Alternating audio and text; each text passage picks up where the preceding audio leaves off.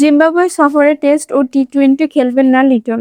মিরপুরে অস্ট্রেলিয়ার বিপক্ষে ওয়ানডে সিরিজের শেষ ম্যাচে পায়ের মাংসপেশিতে টান পড়লেন লিটন দাসের। আসন্ন জিম্বাবুয়ে সফরে টেস্ট ও টি-20তে খেলবেন না লিটন, তবে এই দুই সংস্করণের মাঝে ওয়ানডে সিরিজে খেলবেন এই উইকেট কিপার। আগামী 28 জুন হারারাতে শুরু হবে বাংলাদেশ জিম্বাবুয়ের একমাত্র টেস্ট। এর আগে লিটনের পুরোপুরি সেরে ওঠার সম্ভাবনা কম।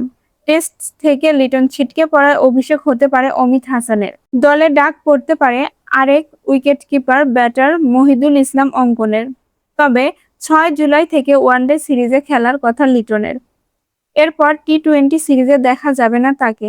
এর পরিবর্তে লঙ্কা প্রিমিয়ার লিগে খেলবেন তিনি। লিটনের মতো তাসকিন আহমেদও এলপিএলে খেলবেন। দুজনের অনাপত্তি পত্র দিয়েছে বাংলাদেশ ক্রিকেট বোর্ড। এ ব্যাপারে বিসিবির ক্রিকেট পরিচালনা বিভাগের ব্যবস্থাপক শাহরিয়ার নাফিস সংবাদ মাধ্যমকে বলেছেন, লিটন ও তাসকিন জিম্বাবুয়ের বিপক্ষে টি-20 সিরিজে থাকবেন না।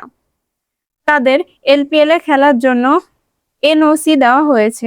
তাদের পাশাপাশি মেহেদী হাসান মিরাজ, হাসান মাহমুদ ও সাকিব আল হাসানকেও এলপিএলের অংশ নেওয়ার জন্য এনওসি দেওয়া হয়েছে। বাংলাদেশ জিম্বাবুয়ে টি-20 সিরিজ শুরু হবে 15 জুলাই। এলপিএলের ষষ্ঠ আসন মাঠে গড়াবে 17 জুলাই। এলপিএলে লিটন ও মিরাজ খেলবেন গোয়াল গ্যালান্টসের হয়ে। সাকিব ও তাসকিনকে সতীর্থ হিসেবে দেখা যাবে জাফনা কিংসে, আর হাসানকে দলে ভিড়িয়েছে কলম্বো ক্যাপ।